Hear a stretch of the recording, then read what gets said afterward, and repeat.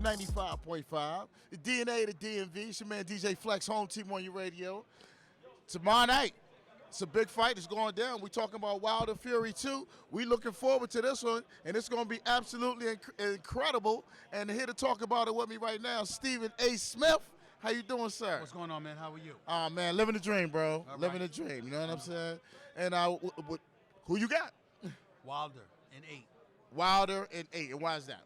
I think he's a knockout artist. Yeah. I think that he's not the superior boxer. That would be Tyson Fury. Correct. But I think that when you're the superior boxer, particularly of the mindset that Tyson Fury is, you play around a little bit. Okay. And I think that Tyson Fury is going to be boxing, and I think that he's going to be winning the fight on points, and he's going to get cocky. Yeah. He'll get cocky, going to drop his hands, going to play around, going to try to do the bob and weave and all of that other stuff. And Deontay Wilder's going to be like, I'm going to get him. Bomb squad. He's going to clip him with the right. Yeah. And I think it's going to happen around round 8 Yeah. or so. I think that whether it's 5-2 or 6-1, I think that Tyson Fury is going to have an advantage in those first few rounds because Deontay Wilder ain't really worried about winning on points. He didn't come here to go 12 rounds. Right. I think he came here to finish Tyson Fury off. I think that's going to be his mindset. And I think a vast majority of this fight, he's going to be waiting to catch Tyson Fury, and that's what that's about. Stephen A. Smith, my special guest right here on WPGC 95.5. How important is this fight for not only boxing, but for the heavyweight division? Because it's been a long time where the heavyweights are finally coming back, and we get more of these heavyweight fights. Well, listen, I think that it's important from the standpoint that it would be, in the best interest of boxing, it would be great for both of them to put forth a really good showing. Okay.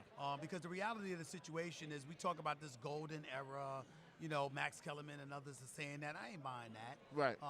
Listen, this ain't Ali, Ali Frazier, Norton, Foreman, and, Shavers and all. This ain't that. This ain't even Larry Holmes and Jerry Cooney and Mike Weaver and all of these brothers here. All right? This is Deontay Wilder and Tyson Fury. And what we need to be hoping for more than anything else is that it's going to be a good fight, A, and that we're going to see, what up, baby?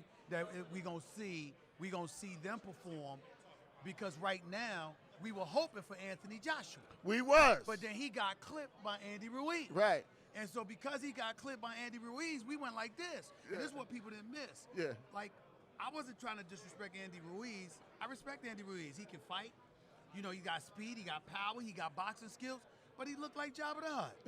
How the hell you Anthony Joshua, with your chiseled brick self, and you getting dropped out 4 or 5 different times? How that happen? Yeah. And so when you see him get clipped by Andy Ruiz, you like, what if that was Wilder?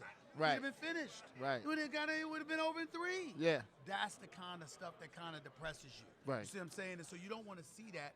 You want to see wars. Yeah. You want to see these guys go at it, show that they can take a punch and that they can give it. And that's what you want to see, because let me tell you something. I saw Luis Ortiz lose to Deontay Wilder twice. He's old now because he's damn near about 40. Yeah. In Cuba, they be lying about your birth certificate. All the time, right? But who else can we definitively say he would lose to? Right. With his power and his ability to take a punch, you can't fault him for not being able to take Deontay Wilder's punch. Yeah. Who has that punch? No doubt.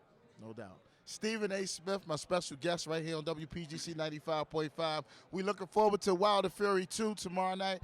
I do have one question, man, for just strictly for you, bro. Sure.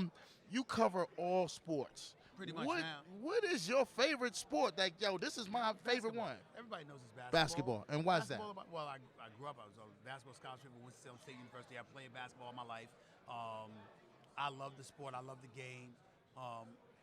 It's just that I'm trying to win on television. So what happens is football is more popular. So you got to learn the sport, because that's what everybody's talking about. Yeah. 24/7, 365. Yeah. Basketball obviously is on the come up.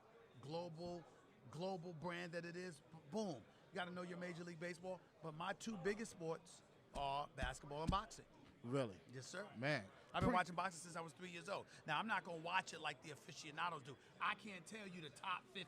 Okay. You rank 25 in the world. I don't give a damn about you. You know what I'm saying? I'm interested in the top fighters. but the top fighters are who I watch. Yes. And so even though I might not know all the fighters, I know the sport. Right. And so knowing the sport, I know what I'm watching, what I'm seeing when I'm watching it. Yeah. So I know the sport that way. Just like I know boxing, just like I know baseball, basketball, football. When I'm watching it, I'm learning MMA. Because you learn about bare naked choke hold. Right. You know Muay Thai. Right. And I'm like, what the hell is that? I'm learning that. I don't have to learn anything about boxing, baseball, basketball, football. Yeah. I don't have to. I know those sports. It's just that who am I interested in watching, and who am I not? Last question, Steve. Yeah. We just got a new team in D.C. because, our football's been horrendous for years. But now we have an XFL team, the D.C. Defenders. But we finally had a stadium that all showed up with D.C. Defender teams and not everybody else. I will say this to you. XFL, listen, the Redskins are so atrocious that people in the nation's capital, I don't blame y'all for looking for options. And I'm not trying to poo-poo or disrespect anybody for the XFL because they don't deserve it. And I'm wishing them luck, and I hope that the league succeeds in whatever its target for success is. Got it. I'm rooting for you. I'm more than happy to help. But the NFL is the NFL. Yeah. It's king. Right. It has the television contracts. It has the sponsors. Right. It has everything. And that's where the money's at. And they're in the process of getting ready to agree to re-up a 10-year CBA, collective bargaining agreement. So when those things are taken into consideration, and they have the TV rights, all right, and they have the sponsorships and advertisers, the money, the arenas, etc. They ain't going anywhere. Right. And as long as they're not going anywhere, the NFL is going to be king. So the other leagues, I would say, look at yourselves as a fallback to the NFL. Build your league up enough where we're able to look at you and say, okay, he can play in the NFL. Got it. He can do some things. You might need to look at that. Right. But if you're trying to supplant the NFL, it's not going to happen. My man. Stephen A. Smith, man, I appreciate your time, man. You're a good dude, man. Appreciate You're a good it, man. dude. Thank you so much, man. Love and respect. It's WPGC 95.5. Bring them all on! I'm a one-man army. Rising up, Wilder Fury 2, February 22nd. WPGC